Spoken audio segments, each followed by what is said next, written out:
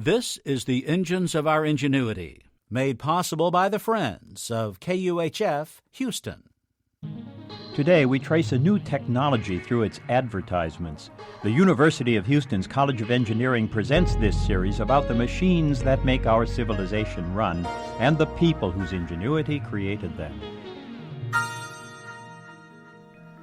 Historian Pamela Walker-Laird traces early automobile ads and finds something surprising. It's the lack of enthusiasm and hyperbole. The first car ads came out just after Barnum, just after bicycles had swept the country, fueled by ads that said things like, "Columbia riders know naught but pleasure." Never mind the specific virtues of the Columbia bike, its advertisers knew people would be drawn in by the pleasure bicycles offered them. Early automobile drivers wrote about how the best part of automobiling is the way you sweep uphill and make gravitation slink away, crestfallen, conquered. But that kind of talk didn't make it into advertising copy. Ads for the 1922 Doris explained its engine and its choke. They showed a diagram of its fuel system. All that did help teach the public how this new part of American culture worked. But to promote their car, the Doris people said something you don't find in ads today. "The car without a single weakness," a banner cries. Weakness? Is that what buyers should be thinking about? Certainly not. But it was what designers thought about all the time. How to keep the rings from wearing out, the suspension stable, the radiator cool.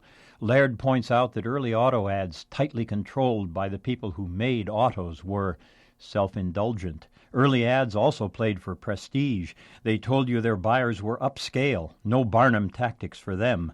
Car ads showed a full view of a static car. People, if there were any in the picture at all, were wealthy admirers. "Autocrats of the road," cried an early Olds ad.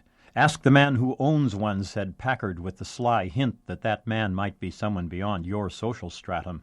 Henry Ford doggedly kept selling to every man, but he still self-referenced. He showed his factory smokestacks and said, "A giant who works for you."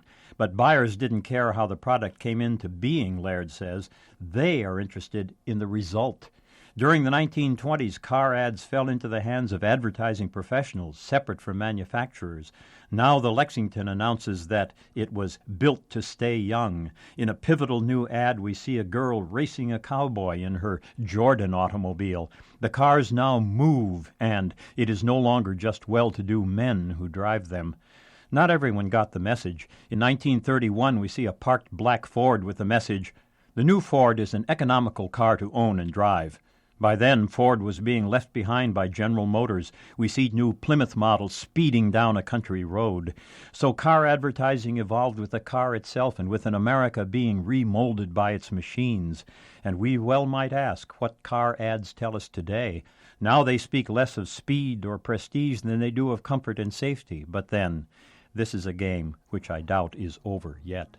I'm John Lienhardt at the University of Houston, where we're interested in the way inventive minds work.